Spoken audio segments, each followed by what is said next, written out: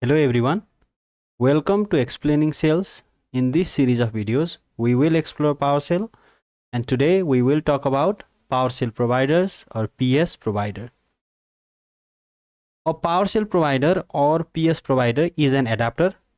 It's designed to take some kind of data storage such as Windows registry or even local file system and make it look like a disk drive. You can see a list of installed PowerShell providers right within the shell.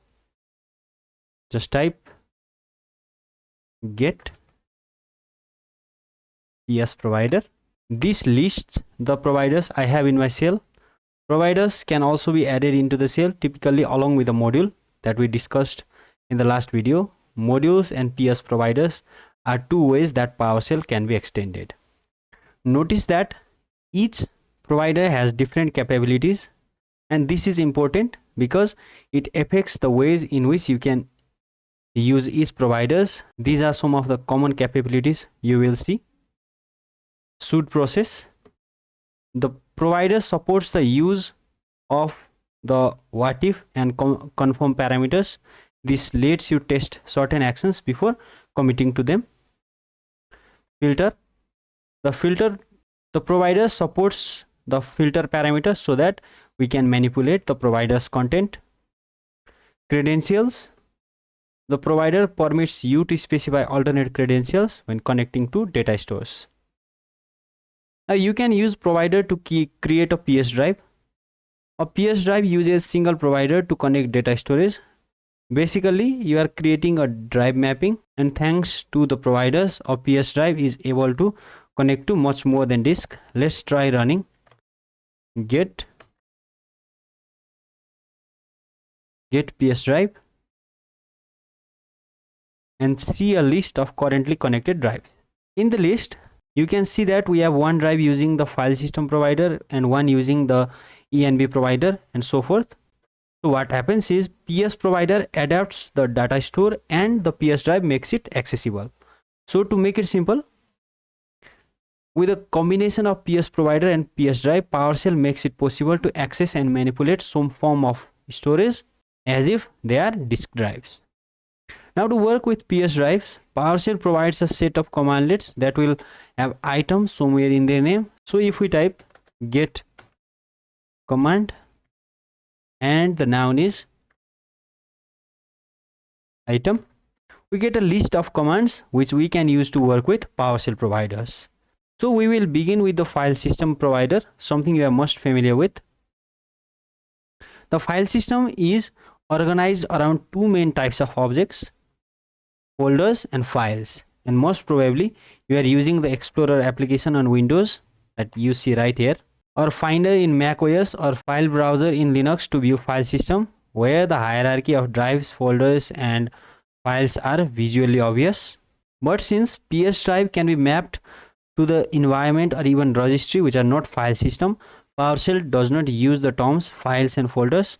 Instead, it refers to these objects by a more generic term, item.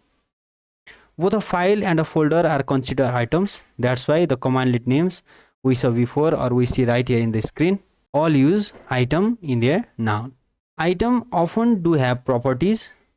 For example, a file item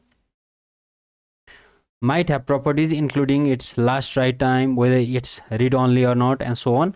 Some items such as folders can have child items, which are the items contained within that item. So knowing these facts should help you make sense of the verbs and nouns in the command list. Verbs such as clear, copy, get, move, new, remove, rename and set can all apply to these items such as files and folders, and to the item properties. For example, the date and time the item was last written. The item noun refers to the individual objects such as files and folders. The item property noun refers to attributes of an item such as read only, creation time and so on.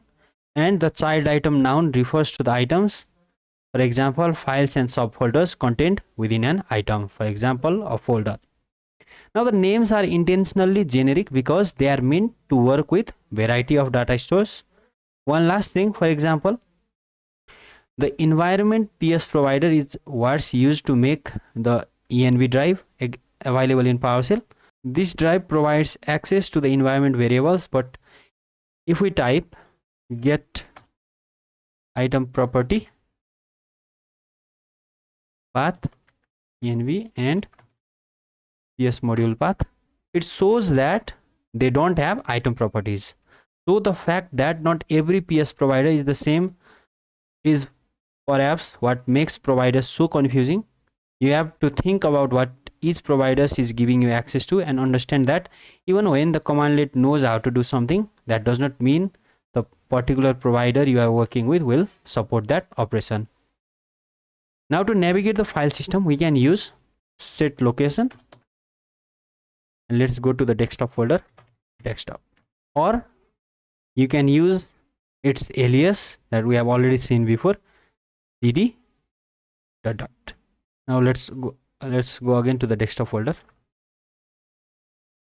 and to create an folder or file, we can use the new item command, new item, my folder, and the type is directory.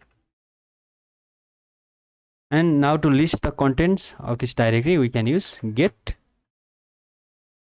child item or its alias ls. Now one of the best ways to get a feel for these other providers and how the various item commandlets work is to play with a PS drive that is not the file system. Now let's try working with the environment PS provider, and we will create an environment variable. Now in the simplest form, an environment variable are like small nodes in your computer that tell programs where to find things or how to behave. They store information like folder paths, settings, or language preferences for applications to use. So first, let's list all environment variables, and to do that, let's navigate to the environment PS providers and notice the colon at the end of the provider name or drive name, and that's important. And we are inside the environment PS drive.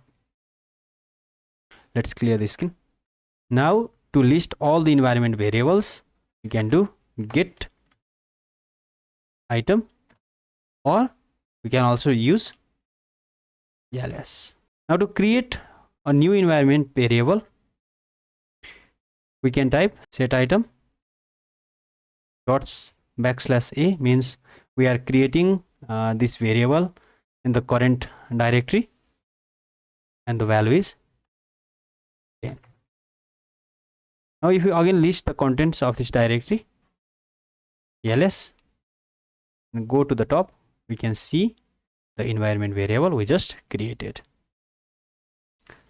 Now to remove this environment variable that we just created, we can just type remove item, and the environment variable is in the current directory A, and enter.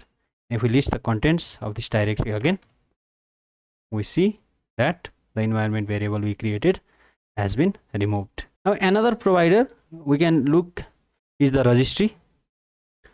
Now let's start by changing to the HKey current user portion of the registry exposed by the HKCU drive. So if we just get the PS drive, get drive, we will go to this drive, which is the HKey current user. In the similar fashion, we can go to that directory and colon, which is important, press enter, and now we are inside that directory. Now to change the location, we can do cd, or let's do it PowerShell way, set location software,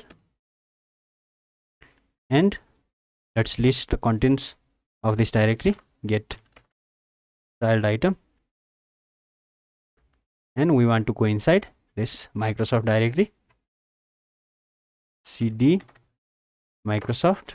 Again, let's list the contents of this directory. Let's do ls this time,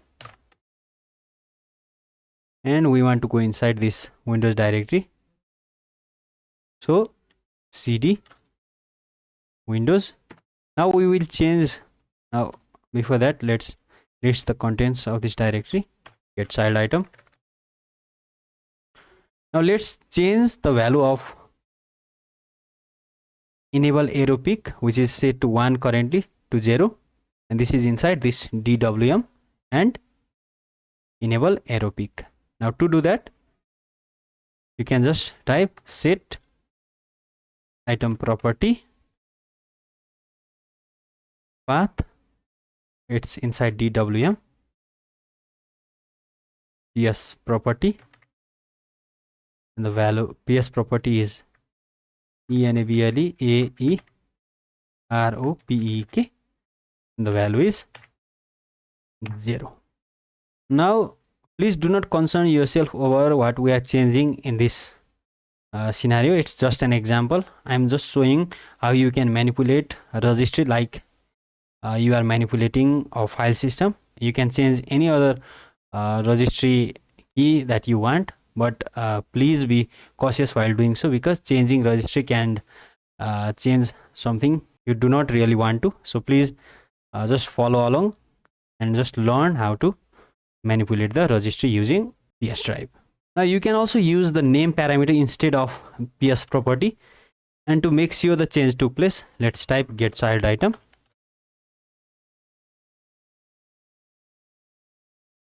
and notice that the enable arrow peak is 0.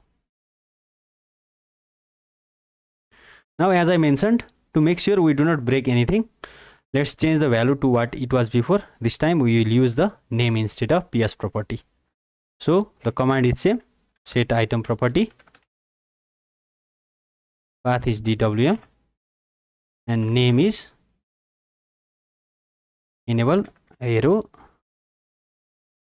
peak, and the value is 1. Make sure the change took place. Let's list the contents of this directory, ls, and the value was changed. So using the same techniques, you should be able to work with any provider that comes your way. Now that's it for this video. Thank you for watching, and see you in the next video.